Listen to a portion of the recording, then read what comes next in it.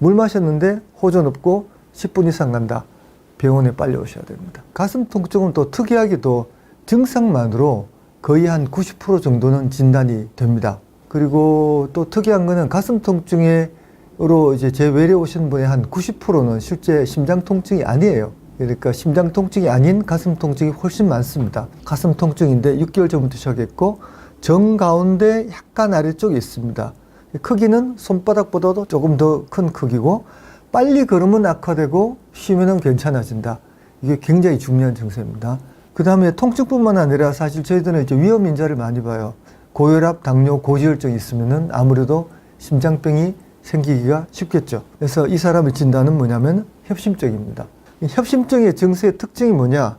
딱 세 가지입니다. 세 가지. 가운데 또는 약간 왼쪽에 있어요. 크기는 손바닥 크기 이상. 그 다음에 운동할 때 심해집니다. 근데 유사질환이 있어요. 사실 빈혈이 있으면은 협심증과 비슷한 증세가 나타나고 심장병의 특징은 가슴 가운데 손바닥 크기 이상 운동할 때 심해진다. 이걸 잘 알아놓으시면 좋겠습니다. 이분은 60세 남자입니다. 가슴 통증이 정 가운데 약간 아래쪽 심장 위치하고 비슷하죠. 손바닥보다 크게 비슷합니다. 꽉 누르듯이 아주 심한 통증이 있었는데 문제는 통증이 2시간 전부터 계속 있어요. 그 다음에 힘이 빠지고 숨이 차고 혈압재 보면 혈압이 낮고 가만히 있는데 통증이고 굉장히 이제 오랫동안 통증이 있는 경우 이게 심근경색입니다. 그래서 심근경색 특징은 심한 가슴 통증이 가운데 약간 왼쪽 손바닥과 크게인데 30분 이상 간다는 게 심근경색의 특징입니다. 10분 뒤부터 좀 걱정해야 되고요. 30분 이상 심한 가슴 통증이 넓게 가운데나 약간 왼쪽에 있으면은 빨리 병원에 오셔야 됩니다. 가능한 빨리 응급실로 오셔서 심장이 멈추더라도 병원에서 멈춰야 살 가능성이 있습니다. 가슴 가운데에 매우 답답해요. 3분간 지속, 근데 새벽에 발생하고 낮에는 괜찮아요. 그리고 술 마신 다음날 악화가 됩니다. 이런 게 바로 변이형 협심증입니다.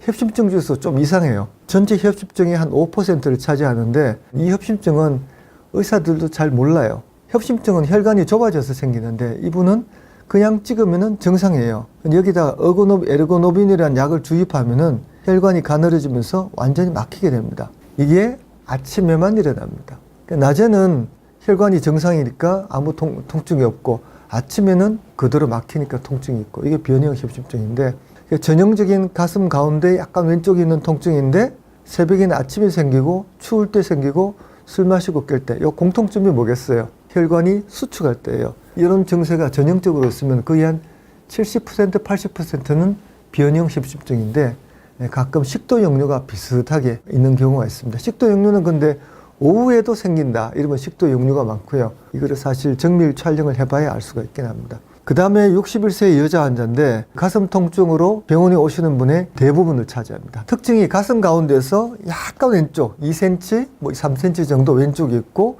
굉장히 국소적이에요. 제가 점 하나 찍어놨죠, 그죠? 손가락으로 가리킬 만한 통증이에요. 어떤 느낌은 좀 넓어 보이는데 실제로 잘 찾아보면 손가락으로 딱 누를 만한 그런 통증 위치가 있고 타는 듯이 아프고 아프면 숨 쉬면 더 아파요. 사실 기침에도 아프고 이렇게 숨을 못 쉬는 경우도 있어요. 항상 그런 건 아니지만 3개월 전부터 그렇고 위험 인자는 고혈압 정도. 협심증이 아니라는 증명을 해야 되니까 CT 조영술을 했는데 정상이에요. 이런 특징이 있는 사람은 검사를 해도 한 90%는 아무런 병이 안 나옵니다. 이게 늑연골 관절 통증이라는 거예요. 가슴에 관절이 있어요. 가슴에. 여기 보면 가운데 가슴뼈가 있습니다. 가슴뼈는 두 조각으로 되어 있어요. 위에 하나, 밑에 하나. 근데 갈비뼈가 있죠. 그죠? 하얀 게. 이 사이가 갈비뼈가 아니에요. 연골이에요. 그래서 이 부분이 통증이 굉장히 잘 생겨요. 맞아도 생기지만 또는 뭐 무거운 거 들고 헬스 같은 거 하면은 잘 생깁니다. 그래서 요 점 따라 생기는데 가장 많이 움직이는 여기서부터 뭐 이런 부분이 제일 많이 생겨요. 사실 이 두 개가 제일 많이 생기고 아래쪽까지 생기기도 하고요. 양쪽으로 다 생기겠죠. 그 다음에 요 접합 부위도 생깁니다. 요 접합 부위. 그래서 가슴 가운데서 약간 왼쪽도 생겨요. 깊은 속에서 있는 것처럼 느껴봐요. 제가 있어 봤어요. 늑연골 관절 통증을 왜 이렇게 오래 얘기하냐? 굉장히 많습니다. 그래서 통증은 왼쪽 또는 오른쪽 약간 가운데에서 약간 오른쪽이나 왼쪽이고 굉장히 국소적이에요. 누르면 아플 수도 있고 누르면 괜찮아질 수도 있어요. 또 이 자세에서 아플 수도 있고 옆으로 누우면 아플 수도 있고 기침하면 잘 걸립니다. 또 숨을 들이쉬면 딱 걸리는 경우가 있어요. 그런 경우도 늑연골 관절인데 이거는 치료법이 사실은 간단해요. 스트레칭을 합니다. 이렇게 수평을 해서 쭉 당겨서 15초 쉬고 쭉 당겨서 15초.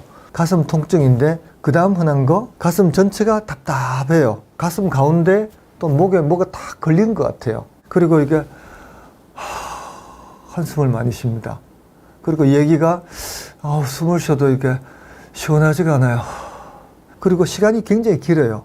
그 외의 증세로는 피곤하고 머리도 아프고 막 두통도 있고 막 그렇습니다. 이분을 이제 검사하면은 검사 다 정상이에요. 운동부와 심장동 증상이고 폐도 증상이고 피도 증상이고 이게 뭐냐면 과호흡 증후군입니다. 숨을 너무 많이 쉬어서 생기는 증후군이에요. 실제로 우리 몸속에 있는 이산화탄소가 많이 나갑니다. 숨이 많아지면. 이 원인은 뭐냐면 보통은 불안이에요. 그래서 이산화탄소가 과도하게 배출되면은 호흡 중추가 억제하는 신호를 딱 보내요. 숨이 억제됩니다. 그러니까 들이쉬어도 호흡 중추가 억제를 하니까 시원하지가 않아요. 그 다음에 혈액이 이제 이산화탄소가 나가면 탄산이 나가니까 우리 몸이 알칼리가 돼요. 알칼리가 되면은 신경 전달이 엉망이 됩니다. 제일 먼저 마비되는 신경이 감각신경이에요. 한숨을 많이 쉬는데 손발이 저리고 따끔거리기도 하고 이게 먹먹해지고 심해지면은 기절합니다. 뭐 그런 거 보셨잖아요. 막 열받아가지고 하다가 실신하는 거. 이게 바로 과호흡 증후군입니다. 이게 전형적이에요. 그래서 증세는 호흡 중추 억제 때문에 숨을 들이쉬어도 다 못 들이쉬는 것 같고 알칼리 때문에 어지럽고 감각이 이상해지고 손발이 막 경련, 근육이 힘없어지고 통증도 생기고 부정맥도 생기고 실신도 하고 엄청나게 심한 병처럼 느껴지지만 근데 이거는 과호흡 증후군이고 아무것도 아닙니다. 그래서 치료는 뭐냐면은 자기 호흡법을 많이 합니다. 이렇게 내쉬고 하나, 둘, 셋, 넷, 다섯, 여섯, 일곱 하고 들이쉬고 하나, 둘, 셋, 넷, 다섯, 여섯, 일곱 하고 내쉬고 이렇게 천천히 쉬는 거죠. 포인트는 이 증세가 있을 때 호흡에 문제가 있다. 이것 때문에 답답하다는 걸 아셔야 돼요. 그러면 자기가 천천히 일부러 숨을 쉬면서 조절할 수 있고 기본적으로는 정신적 요인에 대해서 뭐 불안이나 우울증 치료를 좀 확인하셔야 됩니다. 그 다음에 50세 남자 가슴 통증인데 가운데 아래쪽이에요. 타는 듯해요. 5에서 10분 약간 긴데 아침만 있는 건 아니고 저녁에도 있어요. 운동과 관련이 없고 특이한 게 마른 기침이 일어납니다. 마른 기침 있고 담배 피시는 분이 많아요. 심장검사를 쫙 해봤는데 정상이에요. 근데 난데없이 제산제 1개월 투여하니까 증세가 싹 없어졌어요. 식도 역류입니다. 통증의 특징이 뭐냐면은 정가운데고 아래쪽에 있어요 주로. 근데 위에까지 올라가고 이게 얼마나 심장처럼 느껴지냐면은 영어로는 heartburn이라고 그럽니다. 좀 시간은 5에서 10분 정도고 그 다음에 커피, 물, 기름, 매운 음식 이런 것 때문에 잘 생깁니다. 그 위산 역류가 많이 일어나고 물 마시면 좋아져요. 산이 씻겨져 내려가니까 그죠? 그 진단은 내시경으로 하는데 포인트가 뭐냐면은 내시경에 거의 잘 안 나와요. 그래서 약을 먹어보면 압니다. 제산제를 먹고 통증이 완화되는 걸 보면 압니다.